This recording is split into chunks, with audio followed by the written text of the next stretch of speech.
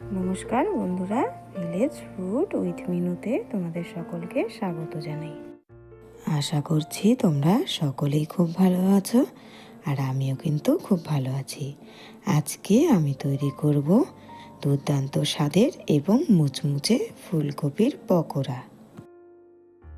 পকোড়া তৈরির জন্য এখানে আমি ফুলকপিগুলোকে কেটে ভালো করে ধুয়ে নিয়েছি।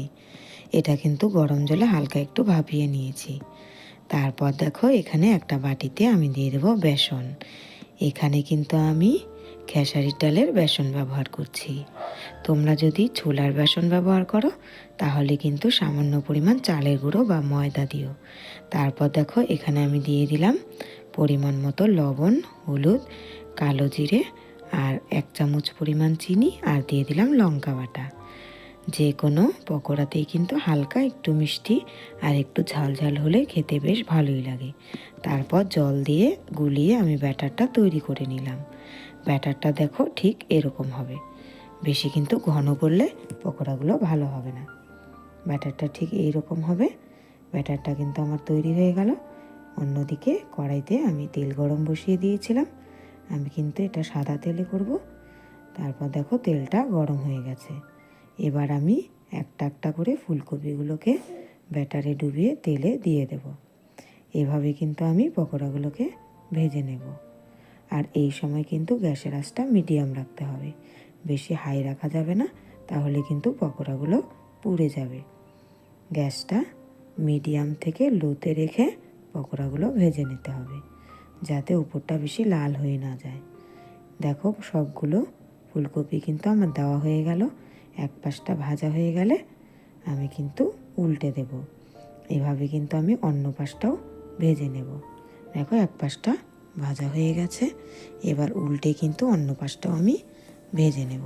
এভাবে উল্টে পাল্টে কিন্তু আমি ফুলকপির পকোড়াগুলো ভেজে নেব। তোমরা কারা কারা ফুলকপির পকোড়া খেতে ভালোবাসো তারা আমাকে কমেন্ট করে জানিও। আমার কিন্তু ফুলকপির পকোড়া খেতে বেশ ভালোই লাগে। বাঁধাকপির পকোড়াও কিন্তু খুব টেস্টি হয়। আমার চ্যানেলে বাঁধাকপির পকোড়াও কিন্তু দেওয়া আছে, তোমরা চাইলে দেখতে পারো। দেখো পকোড়াগুলো কিন্তু মোটামুটি ভাজা হয়ে গেছে। আমি আবারও উল্টে দিলাম। এভাবে কিন্তু একটু হালকা লাল করে ভাজতে হবে, তাহলে কিন্তু পকোড়াগুলো খেতে দারুণ লাগবে।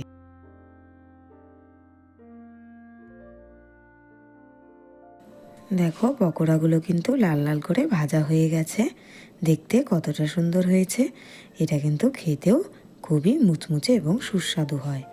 এটা সন্ধেবেলা চায়ের সাথেও খাওয়া যায়, আবার ভাতের সাথেও কিন্তু খেতে ভালো লাগে। এই পকোড়াগুলো কিন্তু আমার তৈরি হয়ে গেল। এবার কিন্তু আমি এগুলোকে নামিয়ে নেব। আজকে ফুলকপির পকোড়ার এই রেসিপিটি তোমাদের কেমন লাগলো প্লিজ কমেন্ট করে জানিও। আর যদি এই রেসিপিটি তোমাদের ভালো লাগে তাহলে চ্যানেলটি প্লিজ সাবস্ক্রাইব করে রেখো আরও ভালো ভালো রেসিপি দেখার জন্য। তোমরা যদি আমার চ্যানেলটি সাবস্ক্রাইব করো তাহলে কিন্তু এখানে আরও সুন্দর সুন্দর রেসিপি আমি তৈরি করে দেখাতে পারবো।